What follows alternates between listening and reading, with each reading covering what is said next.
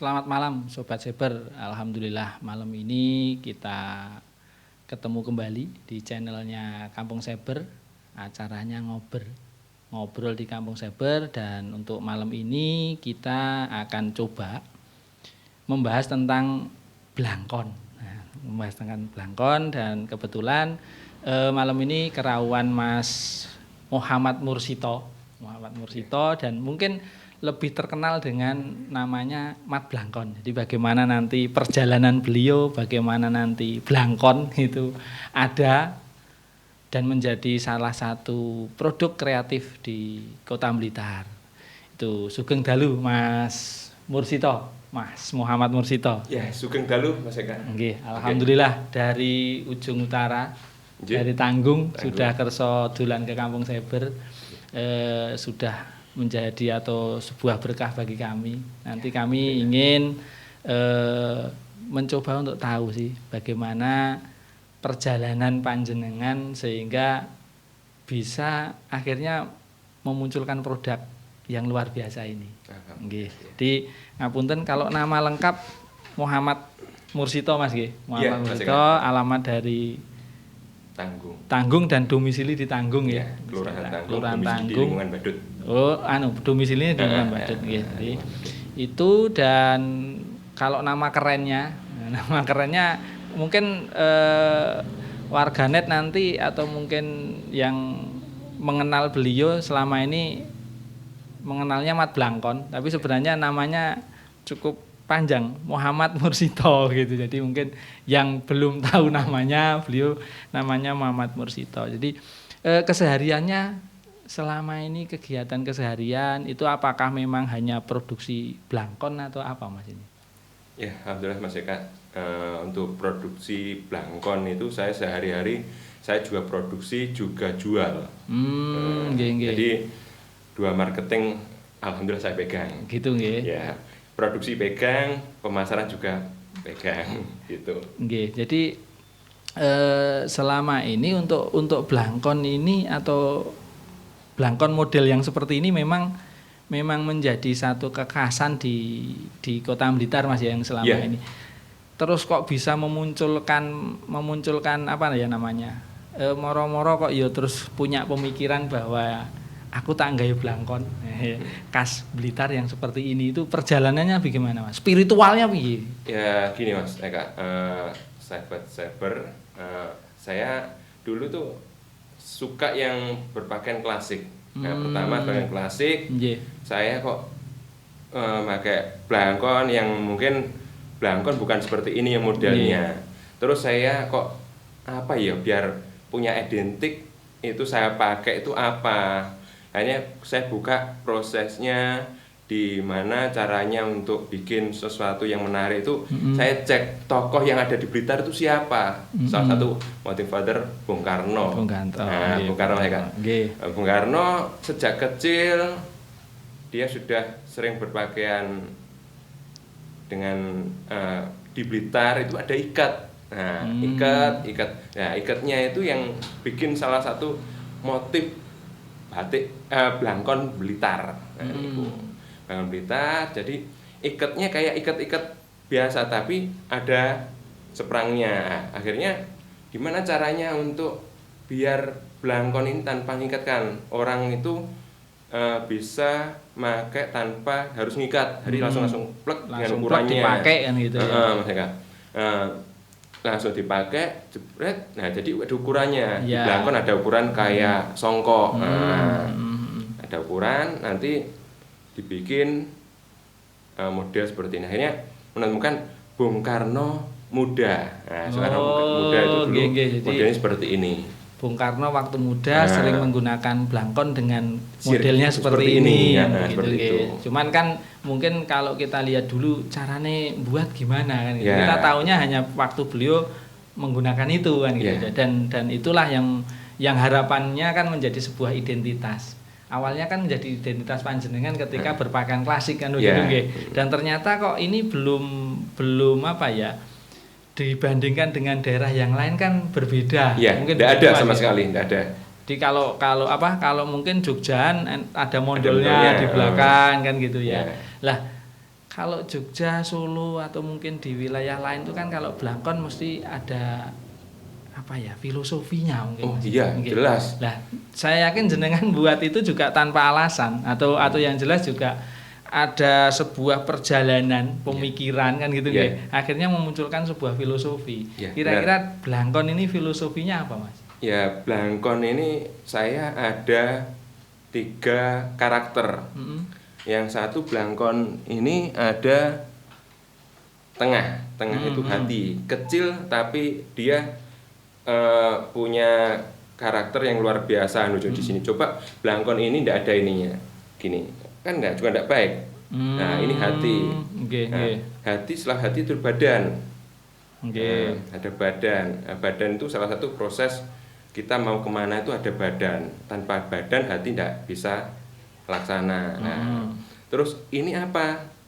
Telinga itu pendengaran itu semua misalnya informasi apa itu yang menjadi salah satu kita mau kemana, badan itu mau kemana, hati itu mau ke apa. Nah, akhirnya simpel aja Mas.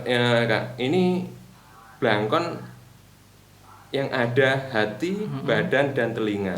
Nah, seperti itu. Mungkin di daerah lain ada filosofi lain, tapi saya berimajinasi dengan blangkon dengan hati, badan dan telinga. Seperti itu. Seperti itu. Jadi bahwa tadi itu jenengan sampaikan bahwa dalam tubuhnya blangkon, dalam tubuhnya blangkon itu yang kebetulan kan blangkon dipakai di kepala Mas Mur nggih. Jadi terus akhirnya bahwa yang di depan ini kebetulan kan di apa namanya di sini di tengah terus itu hati. Berarti kan bagaimana berpikir itu kan harus dengan hati kan terus menutupi kepala bahwa badan itu nanti menutupi kepala ini untuk berpikir dan mendengar kan gitu. Itu sebuah filosofi yang luar biasa ya. Tidak sekedar bahwa iki blangkon khas Blitar kan tidak seperti itu. Jadi ini menjadi sebuah filosofi, menjadi sebuah pemahaman bahwa blangkon khas Blitar itu ternyata mempunyai sesuatu, mempunyai sesuatu dan itu tadilah arti sederhananya. Mungkin nanti bisa dikulik lebih apa ya, lebih dalam lagi nanti. Tapi kalau tidak disambi ngopi untuk ngulik kurang cepat nanti proses berpikirnya. Monggo ini ada kopi Mas. Oke ya.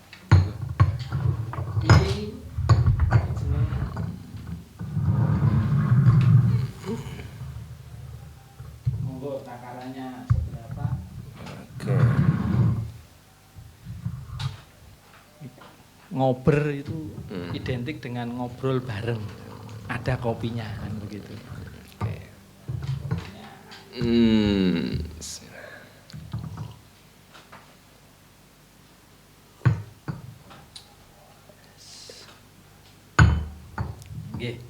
Jadi kalau blangkon sudah bentuknya seperti ini dengan model seperti ini dan itu menjadi khas Kota Blitar. Mudah-mudahan nantilah para warga Kota Blitar mungkin dimulai dari pejabat untuk bisa ketika ada event-event tertentu menggunakan blangkon yang model seperti ini itu kan menjadi hal luar biasa kan begitu. Mudah-mudahan nanti Mas. Lah kembali begini Mas. Ketika untuk bisa membuat blangkon seperti ini, kira-kira panjenengan satu itu butuh berapa hari? Enggak sampai berhari-hari satu Mas. Jadi atau satu hari bisa produksi berapa begitu? Seperti itu. Jadi ini sehari itu satu orang 8 biji. Satu hari 8 biji ya antara 10 kurang dikit lah seperti itu.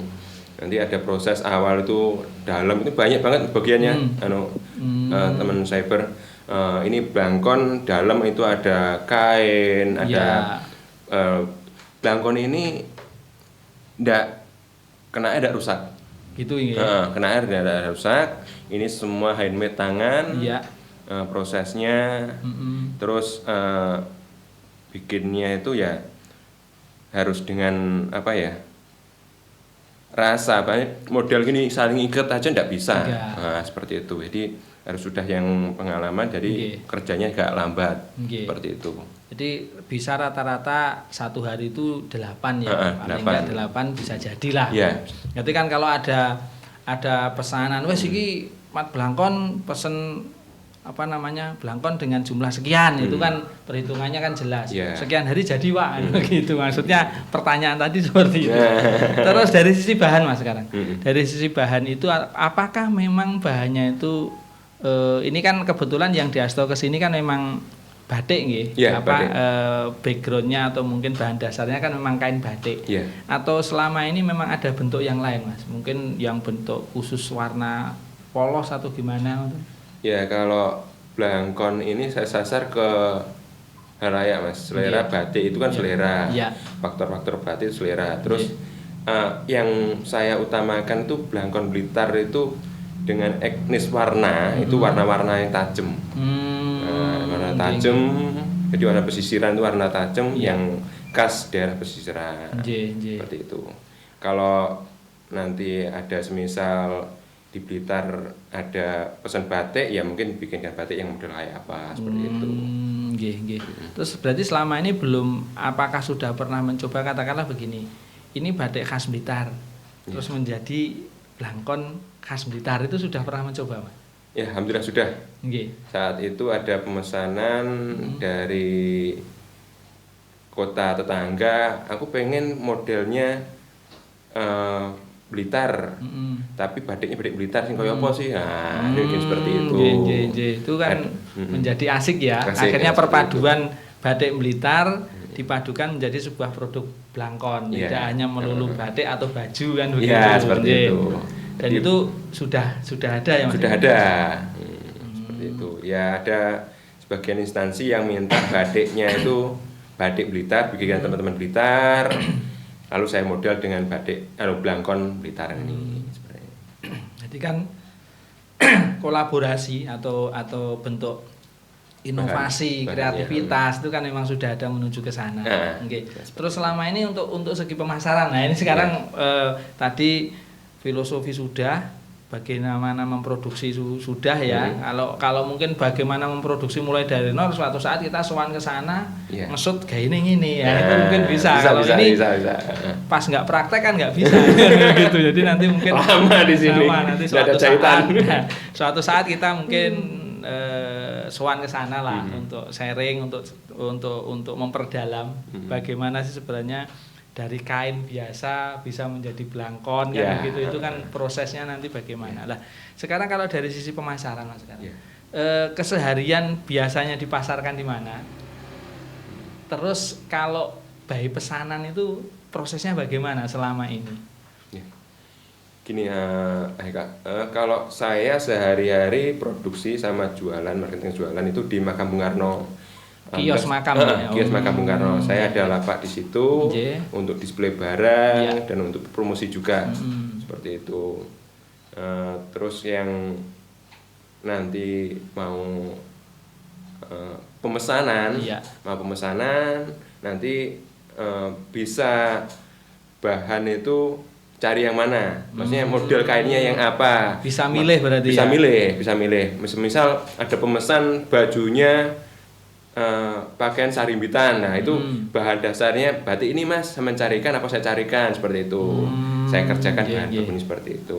Oke, berarti kan selain produksi rutin yang itu memang sudah tersedia bahannya, tapi juga menerima pesanan sesuai dengan karakter orangnya, sesuai dengan keinginan orangnya begitu nggih. Berarti luar biasa. Enggak gurmaton pokoknya kita dol iki enggak, tapi ternyata bisa pesen lah gitu. Nek aku ki seneng aku kuning ya engko gawekno blangkon sing kuning Mas, atau mungkin ijo atau apa dengan karakter batik yang demikian. Oke, berarti memang sudah bisa apa Mak? Luwes lah dinamis gitu. Jadi baju bisa sama dengan blangkon atau celana bisa sama dengan blangkon. Atau jarik sama dengan blangkon sama. Dikombinkan. Semisal saya pakai blangkon ini, baju saya hitam, pakai kain yang sama. Jarik seperti itu. Nah, kalau itu berarti harga. Kira-kira kalau harga satu blangkon ini berapa juta Mas? Atau berapa ratus ribu atau berapa? Sampai jutaan, nanti pembelinya kabur. Nah kan akhirnya apakah memang ada perbedaan begini? Biasanya kalau di setahu saya di Jogja, di Solo gitu ya, ada blangkon ini yang harganya sekitar 50.000 ke bawah. Itu karena memang ini mungkin dari bahan atau apa begitu nggih. Terus ada yang bagus nih bisa sampai ratusan ribu itu kan juga ada. Lah, kalau yang dari panjenengan ini bagaimana? Kalau harga ini saya tergantung bahan. Kalau modelnya sama-sama, tidak ada kelebihan dikasih apa. Nanti misal untuk harga pasar itu ada sendiri. Untuk harga istilahnya pemesan itu bahan, tergantung bahan. Bahannya batik yang batik mahal harga 1 lembar itu harga 1,5 juta kan ya ada. Nah, seperti itu. Nanti bahannya batik seperti itu dikomben hasilnya blangkon ya harganya segitu. Jadi sesuai kualitas dan harga. Jadi enggak istilahnya memang lebih menitik beratkan harga itu tergantung dari bahan. yang digunakan kan.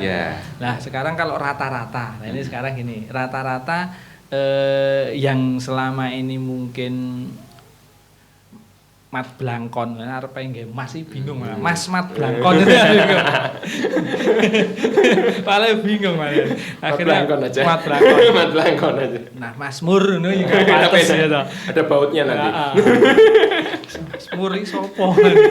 Akhirnya kalau yang selama ini panjenengan tawarkan di di sekitar makam Bung Karno itu berkisaran berapa? Antara berapa sampai berapa? Kalau di sekitar makam Bung Karno itu saya bahan yang standar itu harga 50 sampai 100 ribu. Seperti itu. Jadi enggak ya terjangkau lah. Sebenarnya kan terjangkau juga enggak. Sebenarnya hampir sama sih dengan blangkon-blangkon di daerah lain itu kan harganya juga rata-rata begitu atau segitu ngaten nggih. Selama ini kalau dalam satu hari kira-kira omsetnya berapa, Mas? Terjual berapa ratus blangkon? Alhamdulillah untuk saat ini mungkin lagi UKM itu lagi lesu, Mas. Luar biasa. Dampak pandemi ada berarti. Dampak pandemi ada, apalagi 1 tahun ini, Mas. Luar biasa. Nah, Kak. Jadi luar biasa dampak untuk pandemi. Kalau dulu sebelum pandemi itu ada, ya kita jualan itu tergantung rezeki, rata-rata antara 5 sampai 7 lah kurang lebih antara segitu. Kalau lebih nanti pemesanan. Kalau rata-rata penjualan di pasar itu ya segitu. Kadang ya pas rezeki pas diborong ya 1 kodi, 2 kodi seperti itu. Nah, kalau membicarakan tentang produk dan ini menjadi produk yang unik kan gitu ya, unik, khas dan lain sebagainya. Kira-kira kalau gambaran panjenengan nih, potensi ke depan gimana? Ya, kalau potensi blangkon itu kalau menurut saya bahan tradisional itu atau tradisi itu ndak mungkin lepas dari masa ke masa. Jadi terus ada karena tren yang dulu itu akan istilahnya ndak malai. Nah, seperti itu. Jadi tetap enak dilihat, pakai blangkon di acara apapun enak, luasin, mantesi, apalagi Blangkon Blitar. Iya. Mantenan nggih topi caping ya ora pantes. Nek sawah. Tapi kalau di sawah pakai blangkon pantes. Tapi nah lili, pantes. Petik padi pantes, Mas. Nggih, acara resmi pun juga pakai blangkon. Nah, gini Mas, pertanyaan saya kan begini. Karena kebetulan kan di akhir-akhir ini itu ketika pemerintah sendiri, Pak Jokowi pun kalau di ulang tahun pas Agustusan itu kan menggunakan pakaian adat juga gitu lah. Ketika nanti di Blitar ada agenda-agenda atau acara-acara resmi seperti itu, yo nggih blangkon tapi pakaian jadul tapi blangkonnya Blitar. Nah, itu kan khas Blitar, itu kan luar biasa kan begitu. Berarti kan ada PR akhirnya. PR seorang mat blangkon. Nah, itu harus menyiapkan produksi. itu, menyiapkan produksi atau mungkin menyiapkan generasi. Ya, ini kan yang harus juga disiapkan mulai sekarang kan. Kan nggak mungkin itu nanti ya kita kan berharap produk ini nanti menjadi ikonik di Kota Blitar, terus nanti pemesannya banyak, yang pakai banyak dan benar-benar menjadi salah satu apa namanya ya, pakaian ya, salah satu pakaian yang tidak lepas dari identik Kota Blitar. Lah berarti kan harus ada regenerasi ini. Penyiapan regenerasi ini bagaimana dari Mas Blangkon sendiri? Ya kalau saya regenerasi mungkin saya coba ke anak. Anak juga sekarang itu kelihatannya sudah mengerti tentang seni, tentang ayahnya mau kemana itu sudah tahu. Seperti itu sama tetangga itu juga, Mas Blangkon ini marketnya yang mana toh. Nah akhirnya tetangga itu biar tahu pasarnya. Wong di sana itu ada kampung Blimbing. Nah akhirnya di daerah Badut, Kelurahan Tanggung ada kampung Blangkon. Tapi sementara bukan di kampung, tapi di garasi. Di garasi Blangkon. Nah, jadi kalau kembali ke begini, regenerasi sudah tersiapkan lah. Saya yakin nanti selain anak dan juga mungkin tetangga dan lain sebagainya, akhirnya ini bisa menjadi sebuah produk yang ikonik, produk massa yang akhirnya bisa menjadi sesuatu di Kota Blitar itu kan. Wah, iki Mat Blangkon. Gawe Blangkon iki aku terus kelingan. Iki Mat Blangkon Mas Mursito kae kan gitu ya. Itulah. Begini. Biasanya orang datang ke Kota Blitar. Itu kan identiknya dengan makam Bung Karno. Begitulah cindera mata gitu. Cindera mata kalau nanti pas kebetulan di makam Bung Karno tahu ada produk ini lewat di standnya Mas Mursito. Nah, itu kan wah iki Blangkon khas Blitar. Apakah di tempat wisata yang lain? Ini kan Kota Blitar ini banyak kampung kreatif nih. Nah, apakah memang sudah ada kerjasama ke sana, Mas? Aku titip Blangkonku nang kene dan lain sebagainya itu sudah. Belum, untuk sementara belum ya, karena saya fokuskan ke makam Bung Karno. Salah satu saya bisa kombin sendiri untuk pemasaran, karena makam Bung Karno juga sumber mungkin jalan-jalan ke Kampung Coklat. Nah mungkin pasti ke makam Bung Karno. Nah ke makam Bung Karno nggak lepas dari Blangkon ini. Begitu. Jadi untuk tempat wisata yang lain belum sempat ada. Kan ini menjadi salah satu peluang pasar sebenarnya. Iya benar. Mungkin kan Mas untuk Kampung Seber nanti disiapkan 10 atau 1 kodi dulu lah kita coba. Mungkin tapi kemungkinan seperti itu bisa. Iya bisa. Nanti tinggal petung kan gitu. Iya. Kulake piro ngedole piro. Jadi kan seperti itu. Karena apa?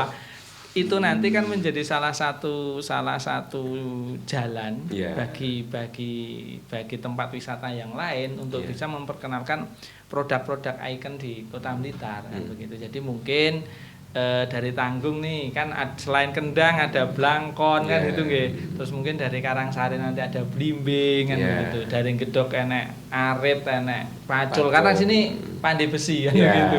Itu sehingga nanti ketika memang ada komitmen, ada sinergitas antar kampung kreatif ini kan juga pelaku UKM-nya jalan. Nah, ini yang selama ini perlu dimulai, Mas. Perlu dimulai.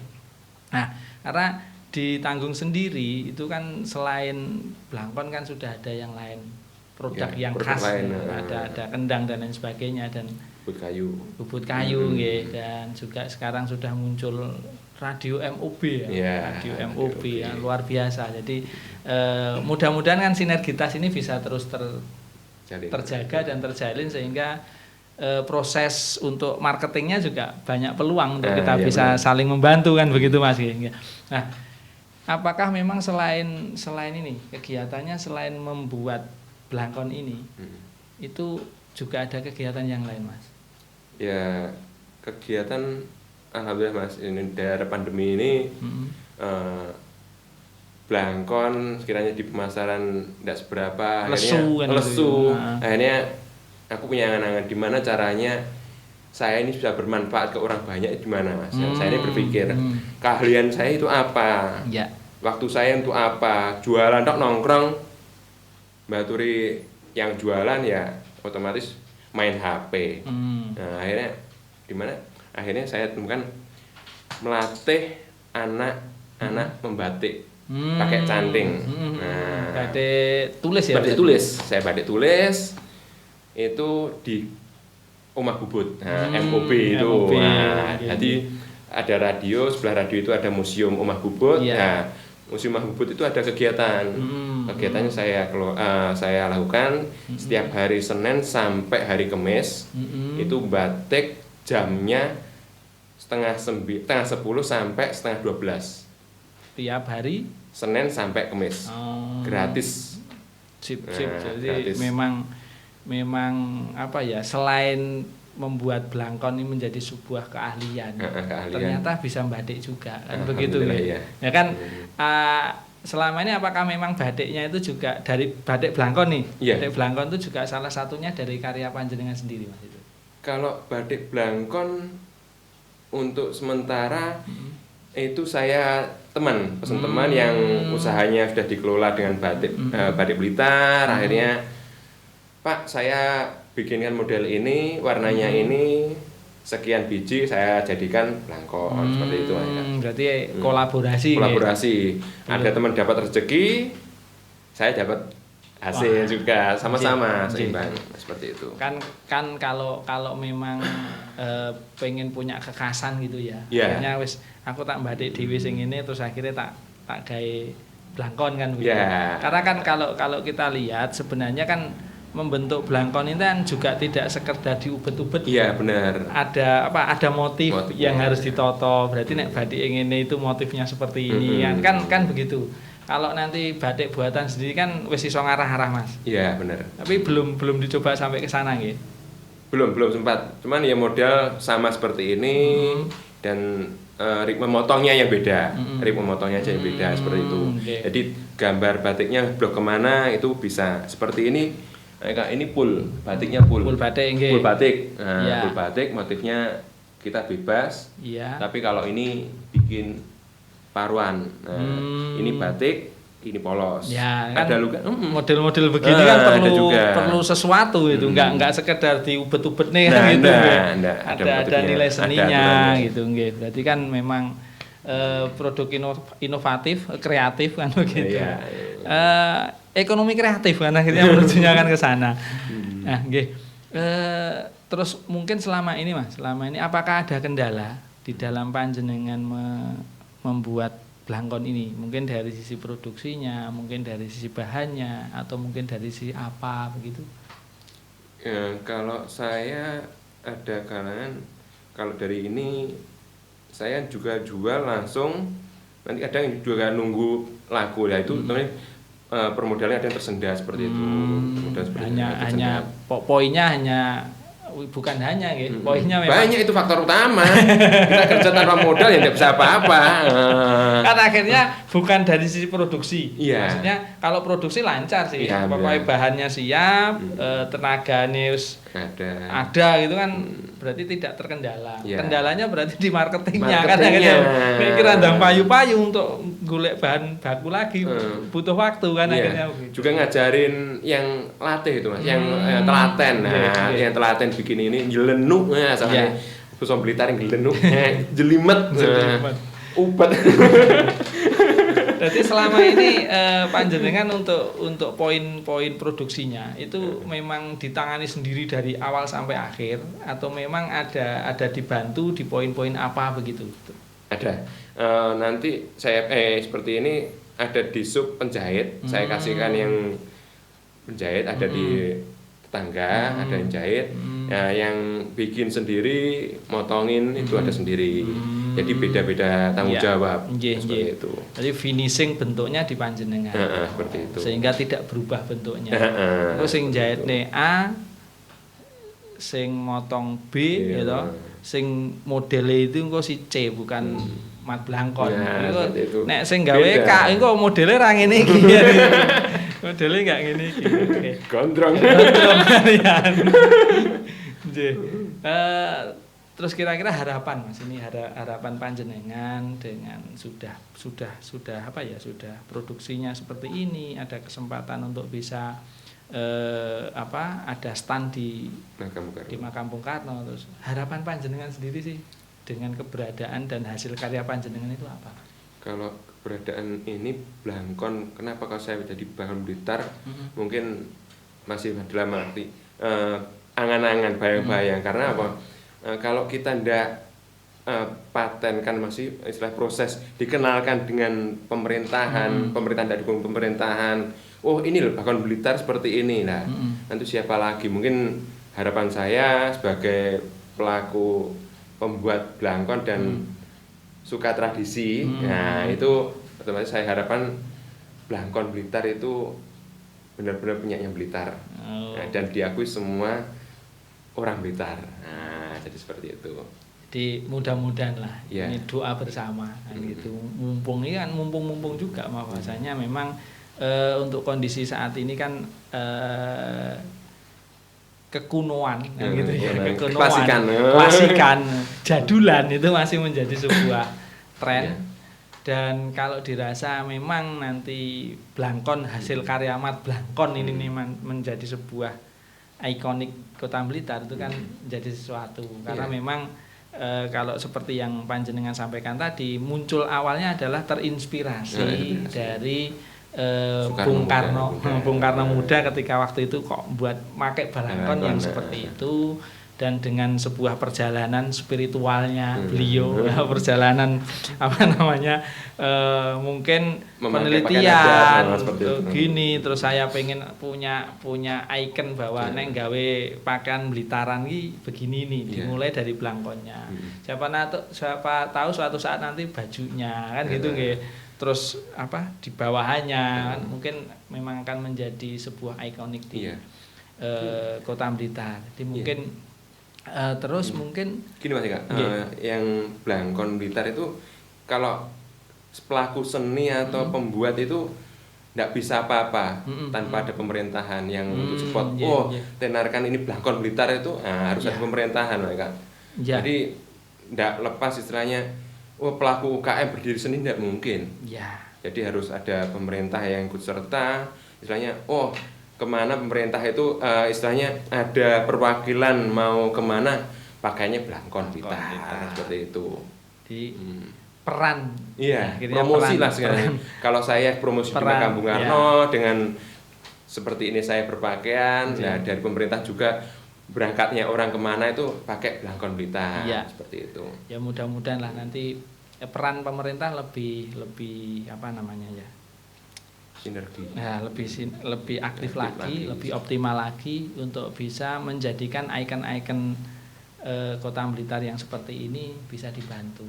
Bantunya kan sekedar memasarkan dan mengenalkan ke luar Blitar istilahnya nanti. Jadi mungkin mudah-mudahan juga hasil obrolan malam ini bisa menjadi sesuatu juga. Kita juga nggak berani, engko mesti ngene Mas, enggak, tapi kan minimal saya menjadi lebih banyak mengenal Mat Blangkon gitu.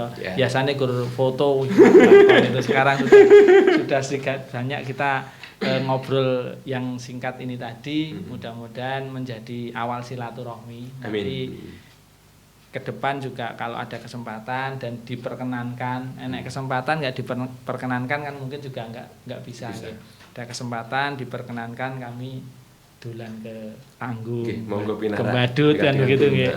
Nanti coba lebih detail lagi, kita menjadi lebih tahu prosesnya bagaimana. Mungkin itu Sobat Saber apa yang bisa kita korek-korek di awal ini dari Mat Blangkon tentang Blangkon Kota Blitar. Namanya Blangkon Blitar. Blangkon Blitar. Bukan kota nggih. Bukan. Blitar. Kok nek kota kesane diwek kota. Ya, intinya Blangkon Blitar. Dan tidak ada namanya ya. Blangkon Blitar. Blangkon Blitar cap Mat Blangkon. Oke, berarti itu tadi Sobat Saber, terima kasih Mas. Nah, ini keliru nih, Mas Mat Blangkon enggak enak gitu. Terima kasih Mat Blangkon rawuhnya. Mudah-mudahan nanti bisa memberi manfaat dan bisa menginspirasi teman-teman dan juga menginspirasi Sobat Saber bahwa kreativitas yang tiada henti, inovasi yang terus-menerus itu bisa menghasilkan sebuah kebanggaan. Amin, ya. Mungkin itu, terima kasih. Kita bisa ketemu di lain pembahasan. Salam literasi, salam kreatif.